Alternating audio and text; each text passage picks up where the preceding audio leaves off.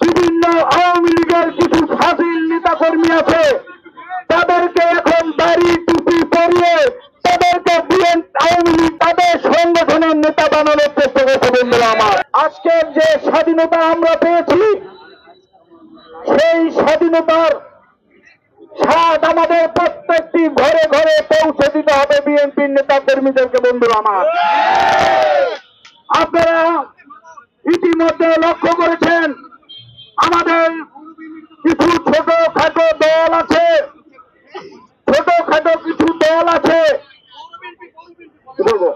সেই দল বিভিন্ন আওয়ামী লীগের কিছু ফাজিল নেতা কর্মী আছে, তাদেরকে এখন দাড়ি টুপি পরিয়ে তাদেরকে আওয়ামী লীগ থেকে তাদেরকে এখন তাদের সংগঠনের নেতা বানানোর চেষ্টা করছে। বন্ধুরা আমার, আমরা লক্ষ্য করছি সেই সকল নেতারা আগের ন্যায় আবার সমাজের অপকর্ম শুরু করেছে।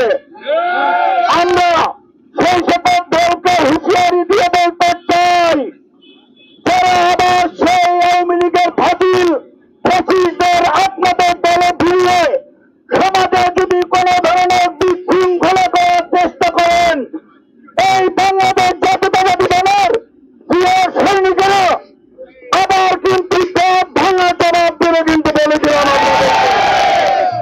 সমাজে, রাজনীতিতে, দেশ সেবায়, দেশ গঠনে কোন দুর্নীতিবাজ, কোন চাঁদাবাজ থাকতে পারবেন না।